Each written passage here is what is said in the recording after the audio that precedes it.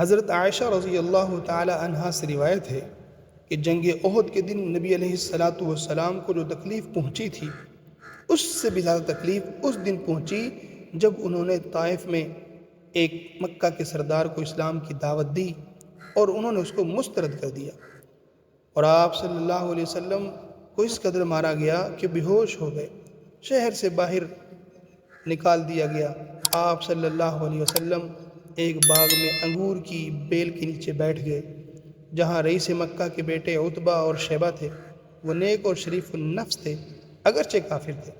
وہاں آپ صلی اللہ علیہ وسلم نے دعا کی جسے دعائے مستضعفین کہا جاتا ہے، جس میں آپ صلی اللہ علیہ وسلم نے اپنی کمزوری، بے بسی اور لوگوں کی بے قدری پر اللہ سے مدد مانگی اور اللہ کے چہرے کے نور کی پناہ طلب کی۔ عتبہ نے اپنے غلام عداس کو انگور بھیجا جس نے حضور صلی اللہ علیہ وسلم کو کھاتے ہوئے دیکھا۔ عداس نینوا سے ایک عیسائی تھا، اور جب اس نے حضور صلی اللہ علیہ وسلم سے بات کی تو آپ نے اسے نبی یونس علیہ السلام کا بھائی بتایا۔ عداس نے تورات میں حضور صلی اللہ علیہ وسلم کا ذکر پڑھ رکھا تھا اور آپ کی نبوت کی تصدیق کی اور فوراً مسلمان ہو گیا، اور حضور صلی اللہ علیہ وسلم کے ہاتھ، سر اور پاؤں کو چوم کر اپنی عقیدت کا اظہار کیا۔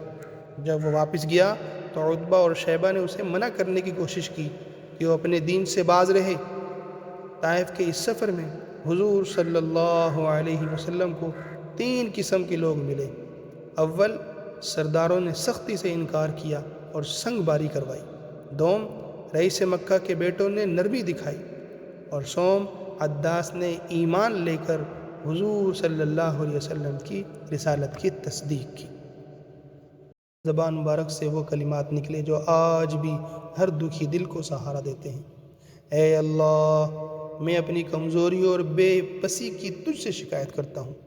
اگر تم مجھ سے ناراض نہیں تو مجھے کسی کی پرواہ نہیں۔ جب دل غموں سے چور تھا تو رب ذوالجلال نے ابر کا سایہ فرمایا اور حضرت جبریل علیہ السلام کے ساتھ پہاڑوں کے فرشتوں کو بھیجا۔ انہوں نے اجازت چاہی، اگر آپ فرمائیں تو ان اہل طائف کو 2 پہاڑوں کے درمیان کچل دوں، لیکن رحمت للعالمین نے فرمایا، نہیں، مجھے امید ہے کہ اللہ تعالیٰ ان کی نسل سے وہ لوگ پیدا کرے گا جو ایک اللہ کی عبادت کریں گے اور اس کے ساتھ کسی کو شریک نہ ٹھہرائیں گے۔ یہ ہے وہ طائف جہاں پتھروں کے جواب میں بددعا نہیں، دعا دی گئی، جہاں لہو کے بدلے ہدایت مانگی گئی، اور جہاں درد کے ہر قطرے میں امت کی محبت چھپی ہوئی تھی۔